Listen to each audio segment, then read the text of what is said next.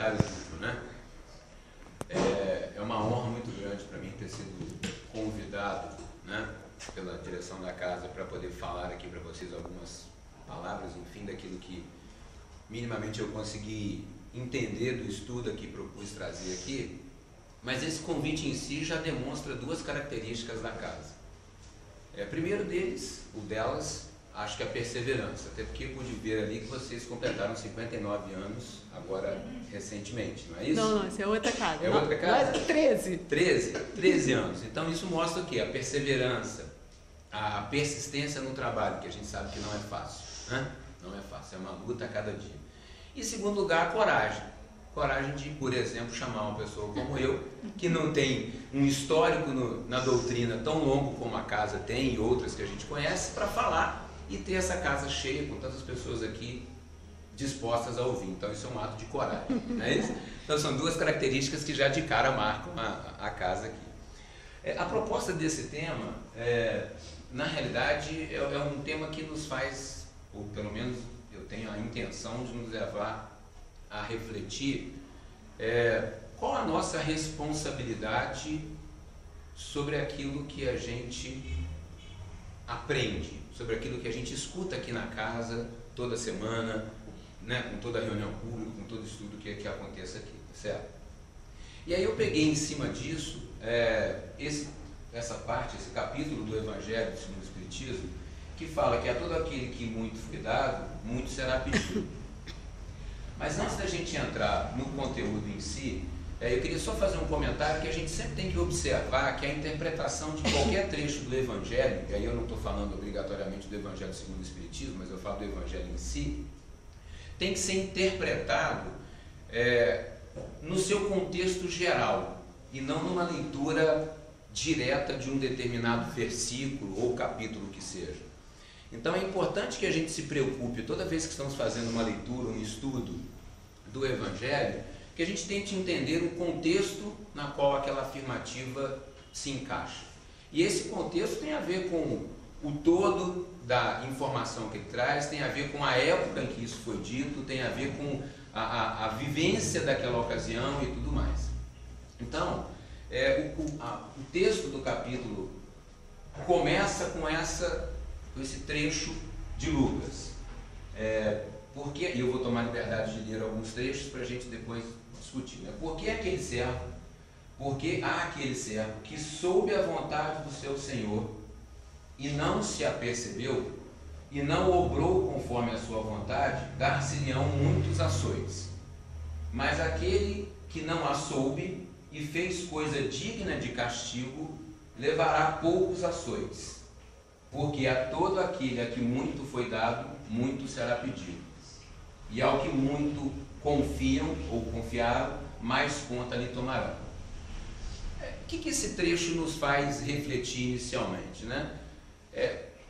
O nosso mais vale, primeiramente, para julgar a gravidade de uma ação ou omissão que a gente cometa, mais vale avaliar o nível de consciência que a gente tem sobre aquela ação ou omissão.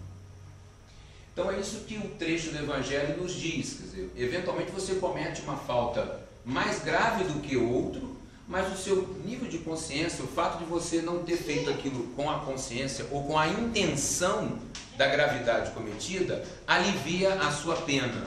O texto fala de açoites, né?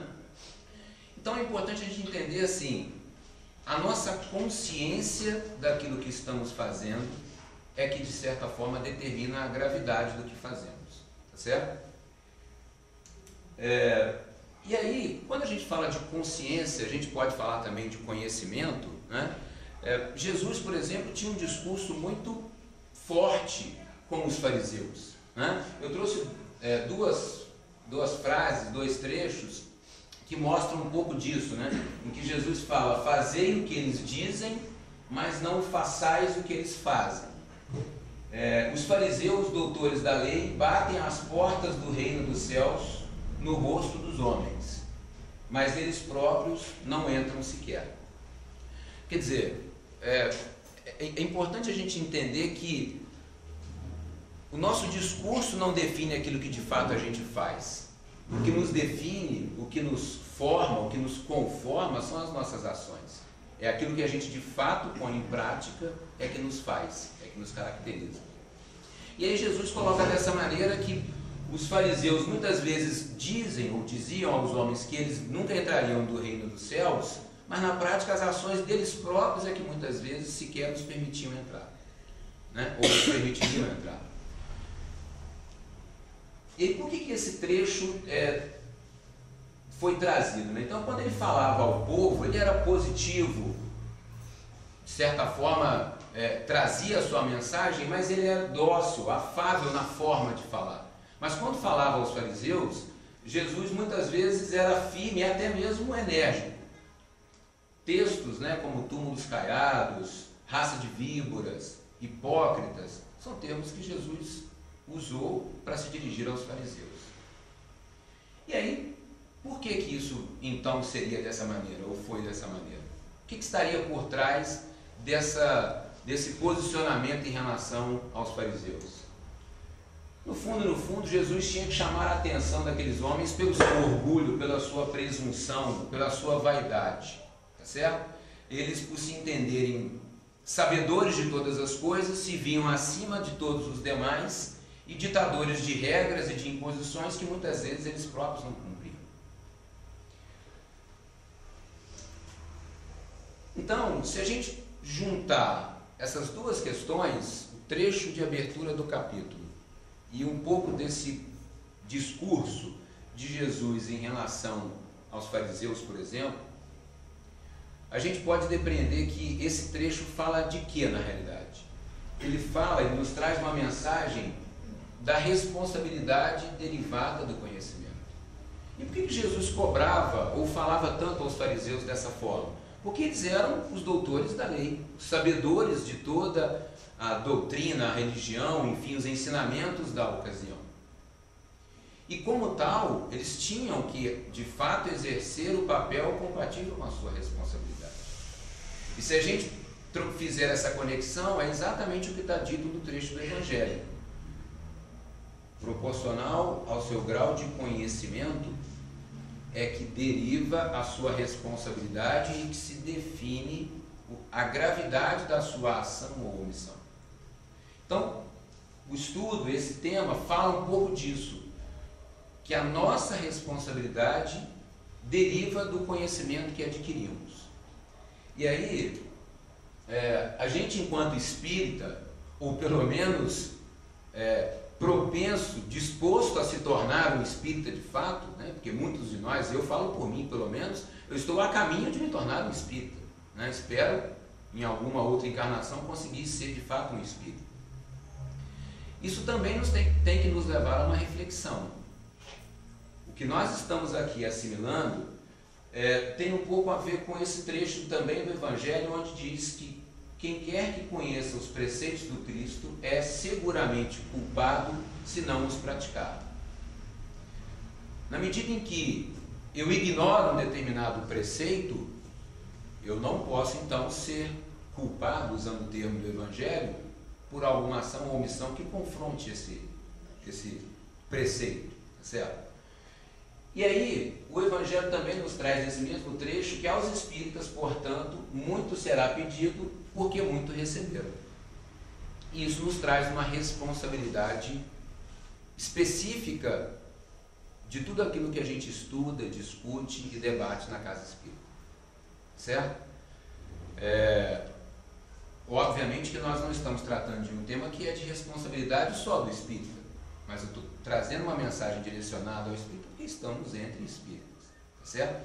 Porque o conceito da responsabilidade trazida pelo conhecimento atinge a toda a humanidade, a todo ser encarnado e não encarnado, tá certo? Mas e aí? O que eu faço?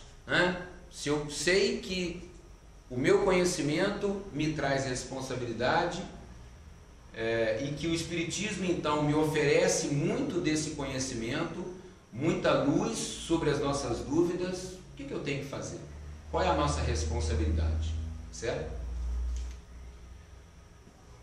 A gente tem que trabalhar esse aspecto dentro do viés do caráter progressista da doutrina espírita. E o que eu quis dizer com isso, né? Nós somos todos seres perfectíveis, tá certo? Somos almas que em algum momento do tempo fomos criadas simples e ignorantes, sem nenhum conhecimento. Ao longo das nossas inúmeras encarnações, aí eu falo de novo por mim, certamente milhares delas, a gente vai adquirindo conhecimento, vai adquirindo moralidade, vai progredindo, em algum momento adquire o livre-arbítrio e até que chegamos ao ponto em que estamos aqui hoje, ainda no planeta de provas e expiações. Tá certo? Então essa progressão, essa perfeição é o nosso destino, é o nosso objetivo e o nosso destino, mas certamente está lá na frente, certo? Pelo menos por mim, ainda tem muito o que caminhar. E a humanidade não dá saltos, ou seja, essa progressão, essa evolução é passo a passo. Não há o que eu possa fazer para cortar caminho, não tem atalho. Eu tenho que vencer cada etapa desse processo para algum dia, em algum momento, atingir essa tão sonhada perfeição e a felicidade que ela nos trará enquanto espíritos, certo? E aí, de novo, são trechos que a gente precisa refletir, que assim, tudo aquilo que a gente precisa já vem conosco na nossa essência espiritual. O que nos afasta dessa perfeição, desse objetivo de felicidade suprema, são os caminhos que nós mesmos decidimos trilhar. Se são caminhos mais retos ou se são caminhos mais tortuosos. Se a gente anda uma distância mais curta entre dois pontos, entre onde eu estou e onde eu quero chegar, é porque entre esses dois pontos eu traço um caminho reto. Se eu faço curvas, naturalmente eu vou chegar no mesmo ponto, mas também vou ter que andar mais, certo? E o que nos afasta do caminho reto e nos leva para o caminho sinuoso? São as nossas próprias decisões e escolhas, certo? Mas na medida que a gente também escolhe, que a gente também decide por agir numa direção ou em outra direção, e a vida nos apresenta oportunidades a cada momento para refletir e para decidir sobre que caminho tomar, na medida em que eu tomo uma decisão e caminho numa direção, primeiramente eu sei que isso pode estar dando um passo à frente ou um passo para o lado na minha evolução. E em segundo lugar, eu tenho que entender que isso tem, face à lei de causas e efeitos, isso tem uma contrapartida, tem um preço a ser pago, tá certo? E esse preço, voltando, obviamente ele é agradável ou desagradável conforme a decisão que você toma. Se a gente caminha rumo ao bem, as consequências desse caminhar são positivas. Se a gente se afasta do bem ou se omite no bem, naturalmente isso vai nos trazer a necessidade de repensar essa atitude ou essa omissão, né? E aí volta de novo a conexão com o conhecimento. Quanto mais conhecimento, e aqui eu não estou falando de anos na escola, né, de tempo de cadeira na escola, eu falo do conhecimento da doutrina, do conhecimento da lei do amor, do conhecimento da moral cristã. Então, quanto mais conhecimento nós temos, quanto mais talentos dispomos, quanto maior o entendimento que temos, mais temos a obrigação de produzir o bem para nós mesmos, coisas boas, né, para nós mesmos e para os outros.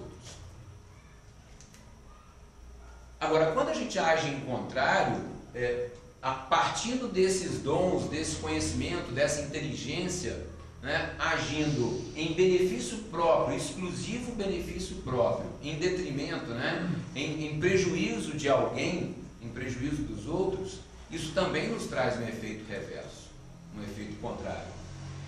E aí, quando eu pus aqui açoites e semeaduras, são os trechos do capítulo, do versículo inicial do trecho do Evangelho, no sentido de que eu tenho que, de alguma maneira, me redimir daquilo que eu fiz inadequadamente. Então, aquilo que aqui fazemos, em algum momento, nos será levado a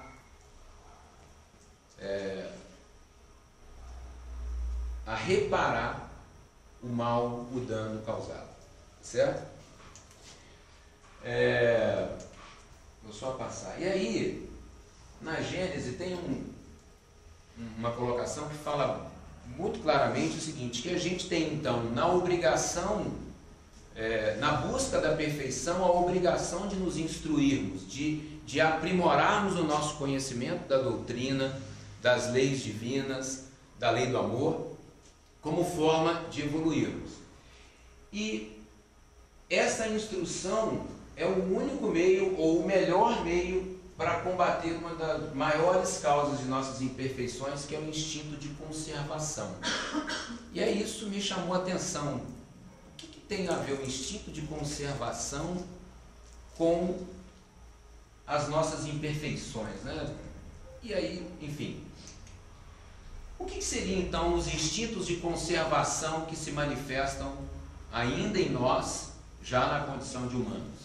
Porque muitos desses instintos estão nos animais, inclusive, tá certo? Mas nós, mesmo sendo evoluídos em relação aos animais, no sentido de que já temos o livre-arbítrio, né? As nossas opções de escolha, a nossa inteligência a nosso favor, ainda assim compartilhamos instintos que são típicos dos animais, tá certo? E aí vamos citar alguns só para a gente refletir, né?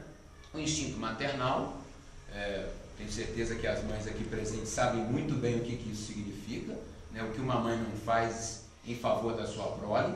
O pai também, naturalmente, né? Mas o instinto maternal tem um vínculo mais forte, tá certo? O instinto de autodefesa, quem de nós, frente a uma ameaça corporal, não vai reagir? Né? De um modo geral, a maioria de nós reagiria frente a uma ameaça qualquer, a nossa integridade física, certo? A procriação é um instinto e uma necessidade da humanidade, enfim. Tudo isso característico também dos animais, nenhuma diferença até aí, né? A fome, a sede, o sono, tá certo? E um deles, o medo. E aí, para o nosso objetivo, o medo é o mais importante a ser tratado. E por que o medo tem a ver com tudo isso que a gente está falando, né? Se controlado, o medo é útil. Nós precisamos sentir o medo para poder cuidar de todas aquelas necessidades de existência, de continuidade, de manutenção que a gente viu. Mas em excesso ele pode provocar alguns desvios que são ruins para nós. Por exemplo, a ansiedade. A ansiedade como sendo o medo do futuro. Por não saber o que vai ser o meu futuro, eu me vejo numa condição de ansiosidade e isso me consome. Tá certo? A inveja, ali está pela medo, mas está errado. A inveja pode ser fruto até de um medo de ser ofuscado. Numa sociedade em que a gente vive, em que as pessoas, infelizmente, muitas vezes são avaliadas pelo que têm, as pessoas que têm menos discernimento, menos condições de avaliar isso, muitas vezes têm medo, têm inveja, como consequência até desse medo de ser excluído, de ser ignorado, né, de ser deixado de lado. O ciúme, pelo medo da perda, né, é um tipo de medo e que nos faz mal, que não é salutar, não é saudável. A covardia, quer dizer, se eu não me sinto capaz de fazer alguma coisa, essa sensação de incapacidade me traz a covardia, que é uma forma de medo.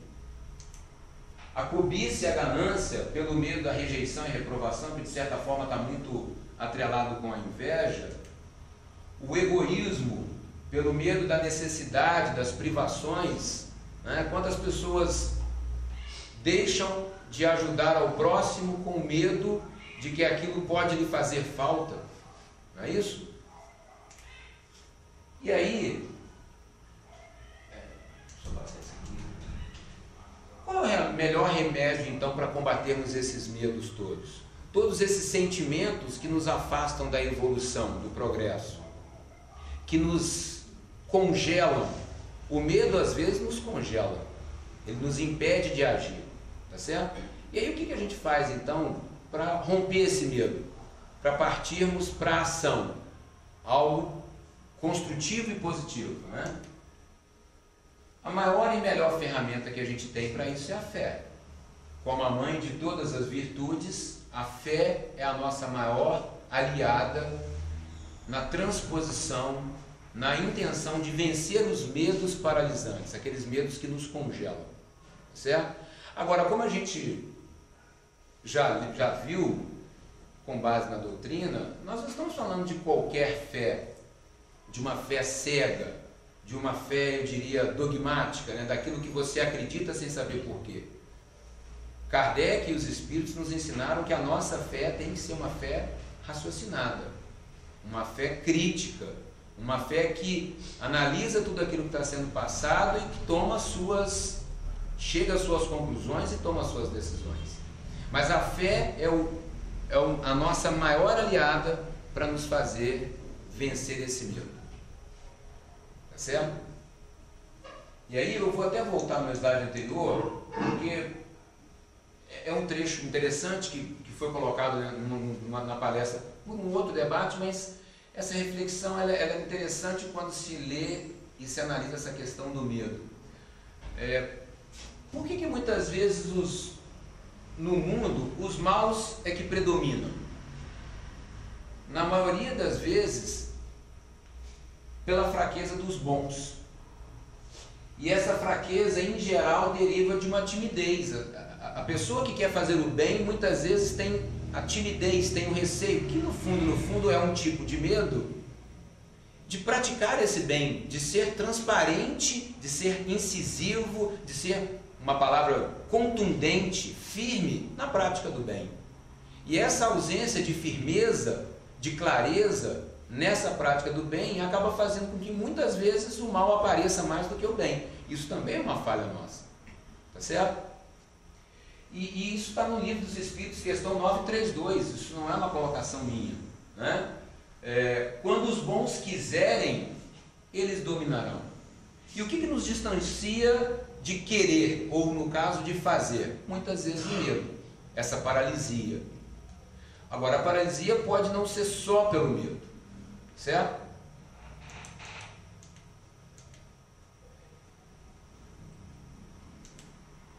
E aí, a gente sabe que essa fé, que é a nossa maior aliada para vencer o medo, para vencer a paralisia, ela sem obras é morta. E aí é aquilo que eu falei, o que fazemos nos caracteriza, nos marca aqui e na espiritualidade, nessa existência corpórea e na existência única maior do nosso espírito. É o que fazemos, as obras que promovemos é que nos caracterizam.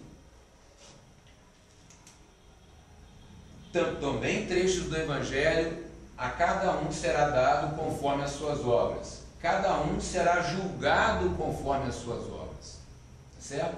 Então, a gente buscou lá atrás dizendo o seguinte: olha, o nível de consciência que você tem do que você faz é o que define o seu grau de culpa, né? Que é o termo que foi usado lá. O seu nível de conhecimento, quanto mais você tem ciência do que você está fazendo, aumenta a sua responsabilidade. E ao mesmo tempo, o seu nível de conhecimento é o que te permite fazer cada vez mais obras, desempenhar melhor o trabalho no bem, que é o que de fato nos leva à frente, nos faz avançar, nos faz progredir. Então, a gente voltando à frase que estava lá no início, né? Aos espíritas, portanto, muito será pedido porque muito receberam, que é um trecho do Evangelho. A frase completa, na verdade, é essa: mas também aos que souberam aproveitar os ensinamentos, muito lhes será dado. Então, se ao mesmo tempo que quanto mais a gente aprende aqui, maior a nossa responsabilidade, em contrapartida, quanto mais e melhor a gente aproveitar esses ensinamentos, mais isso nos trará benefícios. Agora, como é que eu aproveito os ensinamentos que aqui assimilamos? aprisionando-os na nossa cabeça? Não, é revertendo isso em obras, em trabalho, em ação, que é o que de fato nos edifica, nos permite evoluir, certo? E aí, de novo, né, um outro trecho, que é aquele que não põe em prática esses ensinamentos para se melhorar, para se fazer menos orgulhoso, menos egoísta e menos apegado aos bens materiais, é tanto mais culpado quanto teve maior facilidade para conhecer a verdade.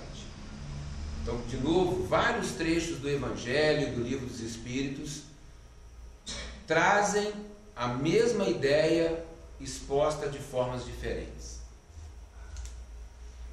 E aí, quando eu leio esses vários trechos, eu me fiz algumas perguntas que eu queria compartilhar com vocês, né?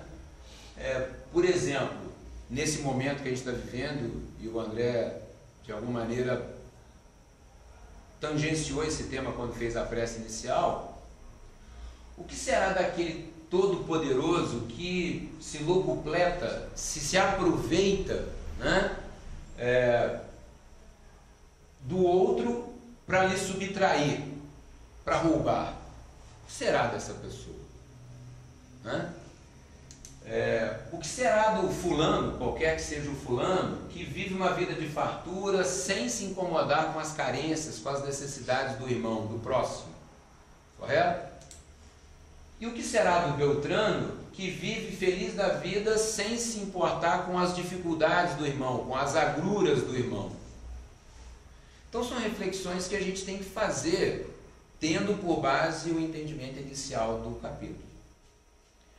Mas aí eu faço uma pergunta: será que essas questões têm sentido? Pergunta mesmo, elas fazem sentido? É importante refletirmos sobre isso? O que vocês acham? Sempre. Mas isso seria o mais importante?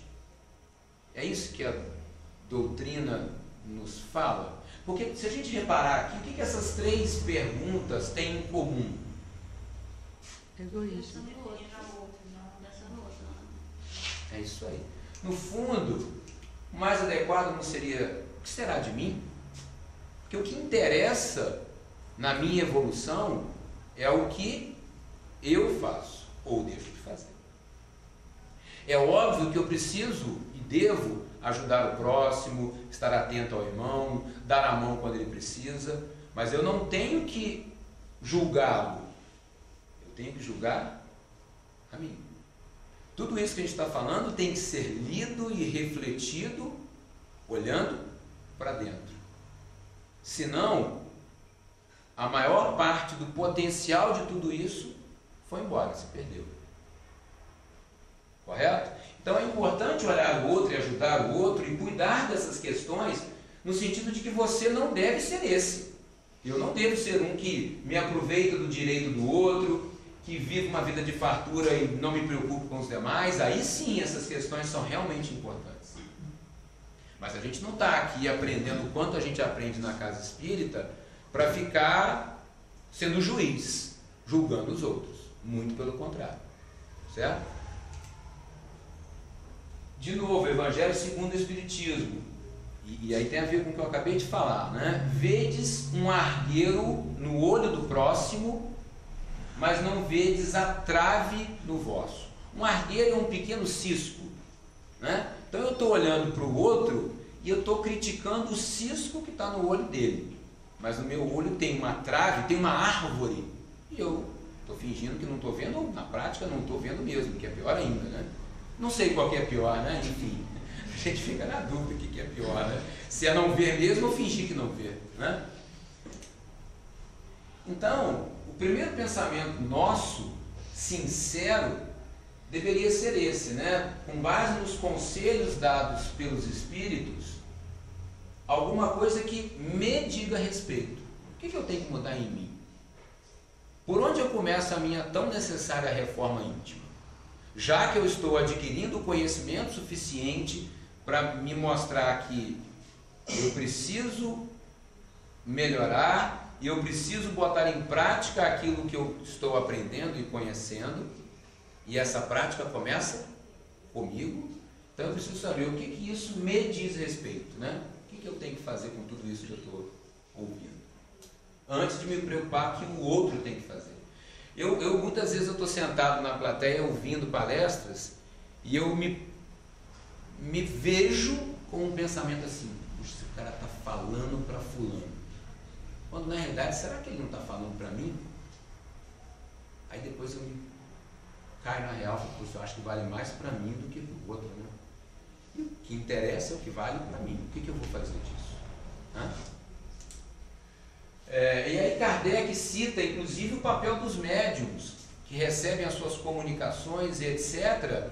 E na maioria das vezes não se dão conta que o espírito pode estar falando para ele, inclusive, né? E aí qual o grau de responsabilidade desse médium que não consegue se aperceber de que essa mensagem diz respeito a ele? Talvez mais relevante ainda seja isso, né? E aí fica o seguinte: tá bom, tem uma questão de responsabilidade que é relativa àquilo que eu conheço, eu tenho que olhar para mim para poder tomar as atitudes necessárias e etc. Mas se eu sei também que o conhecimento me traz responsabilidade, uma atitude possível é dizer o seguinte: eu vou permanecer na ignorância. Se eu permaneço ignorante, eu não tenho responsabilidade, certo? Já que o conhecimento me traz responsabilidade, eu fico na ignorância, eu não tenho que me preocupar com isso. Continua o seu problema talvez maior do que antes, né? Porque aquilo que a gente falou, você peca pela ação ou pela omissão. Mas e aí, quem vai nos cobrar? E aí de novo eu volto à pergunta para todos: quem nos cobra? Consciência.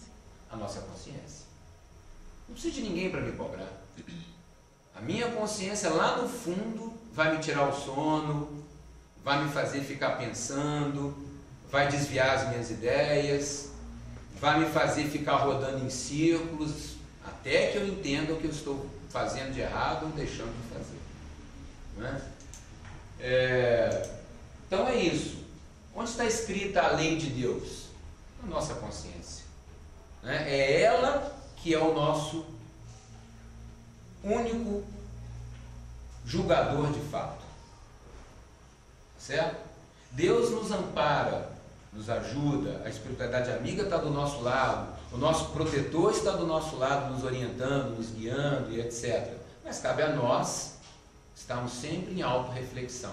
Então é lá dentro, na nossa consciência, que vai surgir a verdade, certo? E aí, a gente já caminhando um pouco para o fim, eu trouxe esse poema quase, essa mensagem, desculpa, de André Luiz, no livro Respostas da Vida, psicografado por Chico Xavier. É um texto um pouquinho longo, eu vou ler, porque não tem como não ler todo ele, mas é uma mensagem que tem muito a ver com o que a gente está falando. O pensamento é a nossa capacidade criativa em ação. Então, o que isso está dizendo? Quando pensamos, estamos criando, estamos emanando para o universo aquilo que pensamos, certo? Em qualquer tempo é muito importante não nos esquecermos disso. A ideia forma a condição produz o efeito cria o destino. Então, no fundo, quando a gente fala de destino, quem cria o nosso próprio destino somos nós mesmos a partir dos nossos pensamentos que nos levam às nossas decisões e ações. A sua vida será sempre o que você esteja mentalizando, pensando constantemente. Em razão disso, qualquer mudança real em seus caminhos virá unicamente da mudança de seus pensamentos. Imagine a sua existência como deseja, deva ser, como quer que seja, como você pretende que seja, e, trabalhando nessa linha de ideias, observará que o tempo lhe trará as realizações esperadas. Então, aquilo que você pensa, deseja para a sua vida, se transforma no direcionamento das suas ações, que te levam, sempre às ações, que te levam a atingir aquele objetivo traçado. As leis do destino carregarão de volta a você, trarão de volta a você tudo aquilo que você pensar, tudo aquilo que você pense. Nesta verdade encontramos tudo o que se relacione conosco, tanto no que se refere ao bem, quanto no que se refere ao mal. Então, de novo, está aí a lei de causa e efeito, né? Tudo aquilo que a gente pensa e faz em direção ao bem ou ao mal, vem de volta para você. Observe e verificará que você mesmo atraiu para o seu campo de influência tudo o que você possui, tudo aquilo que faz parte do seu dia a dia. Então, aquilo que a gente pensa, o tipo de pensamentos que nós temos, o tipo de ideias que habitam a nossa consciência, dizem muito a respeito do que somos. Então, se a gente quer se modificar, comecemos a modificar a natureza dos pensamentos que temos e que habitam a nossa consciência no dia a dia. Deus é amor e não pune criatura alguma.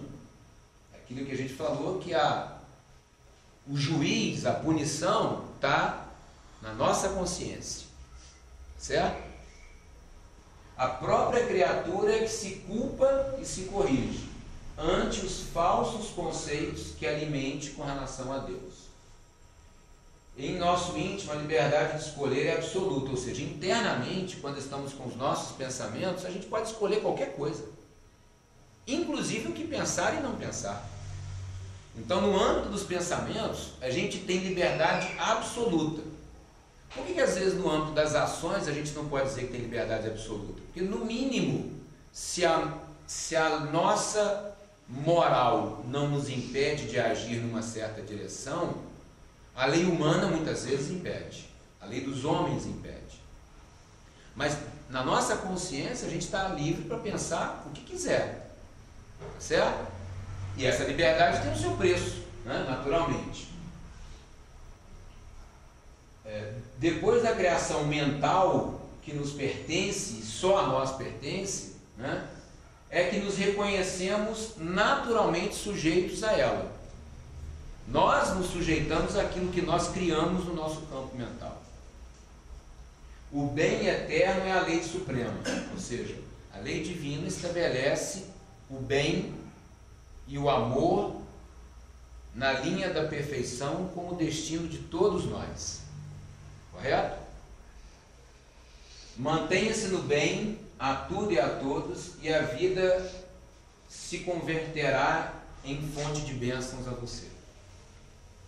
Através dos princípios mentais que nos regem, tudo aquilo de nós que dermos aos outros, receberemos dos outros centuplicadamente. Então, de novo, é isso. Aquilo que nós fazemos pela lei de causa e efeito volta a nós com força muito maior. Então, a gente tem que criar um entendimento, uma visão que parte desde a nossa obrigação de conhecermos a nós mesmos, de nos estudarmos, de nos aprimorarmos rumo à melhoria que nos levará à perfeição, tendo a consciência de que quanto mais evoluirmos, maior a nossa responsabilidade sobre as obras, as ações que temos que edificar. E essas obras nascem a partir do nosso pensamento, onde na nossa consciência a gente tem liberdade total para pensarmos o que quisermos. Porém, isso nos direciona, às vezes nos limita. Correto? Então, o Evangelho também nos traz do vigiai e orai. O vigiai tem muito nessa direção.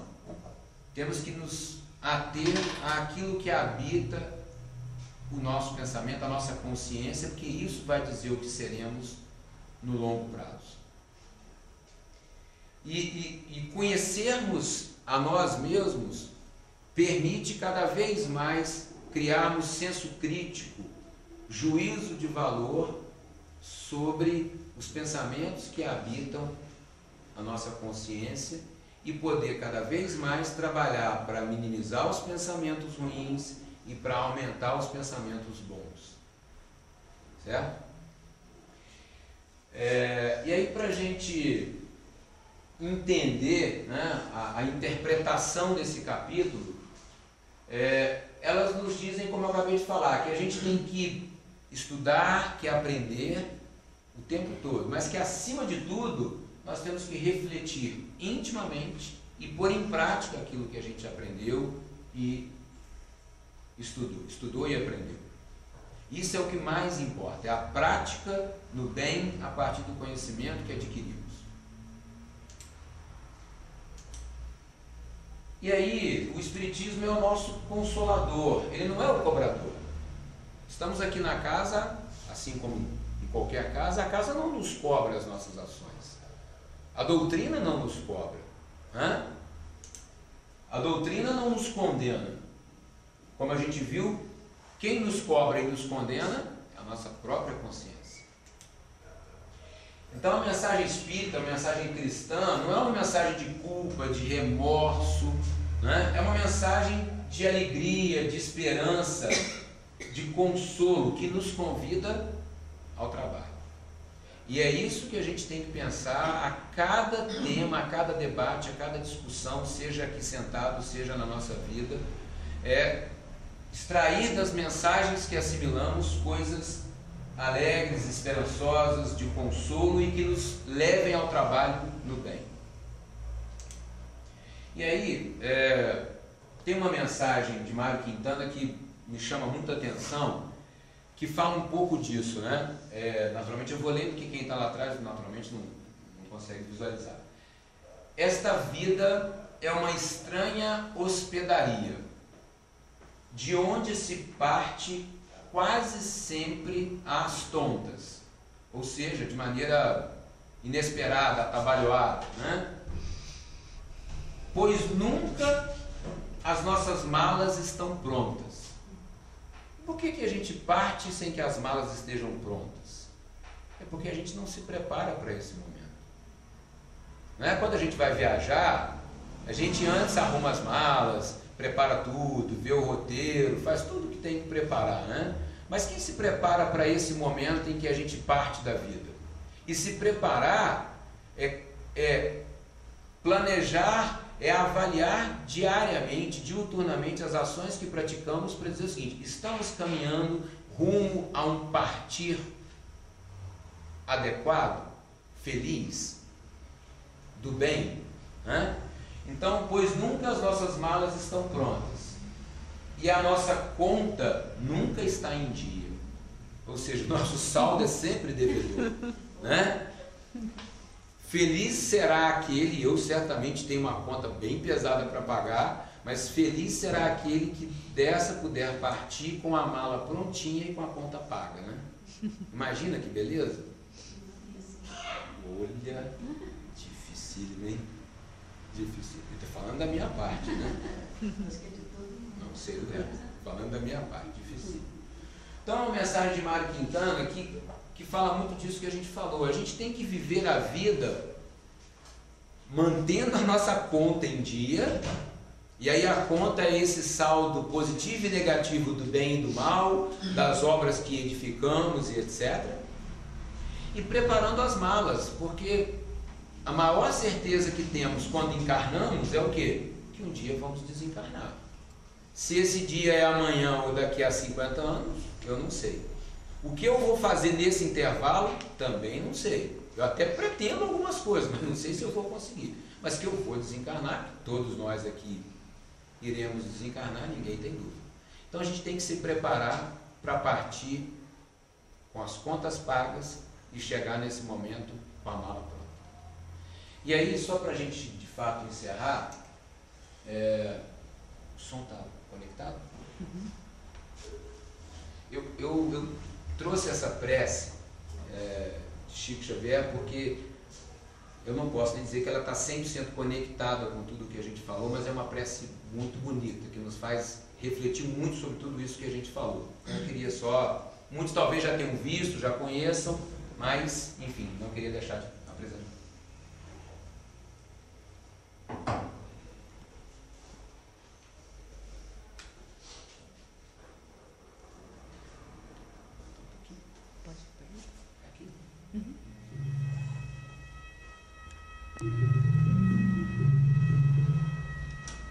Senhor, ensina-nos a trilhar a luminosa estrada do auxílio. Dá-nos força para destruir a pesada fortaleza de nossos próprios erros. Coragem para abrir o caminho da libertação de nós mesmos. E recurso para desobstruir o coração em favor de nossos semelhantes, entregando-lhes, enfim, os tesouros de amor que nos confiaste. Que por onde passemos, a dor se faça menos angustiosa, a ignorância menos agressiva, o ódio menos cruel, a treva menos densa, o desânimo menos sombrio, a incompreensão menos destruidora. Se não possuímos ainda bens positivos com que possamos enriquecer a jornada terrestre, ajuda-nos a diminuir os males que nos rodeiam, que em Teu nome distribuamos fraternidade e renovação, usando com alegria os dons sublimes e invisíveis do silêncio, da compreensão e da renúncia. Senhor, que nos ensinaste sem palavras as supremas lições da simplicidade na manjedoura e do sacrifício na cruz, indicando-nos assim o roteiro da construção espiritual e da ressurreição divina. Orienta-nos o passo incerto e ampara-nos os propósitos santificantes, para que a Tua vontade misericordiosa e justa se faça em nós, por nós e para nós, hoje e sempre, onde estivermos, assim seja.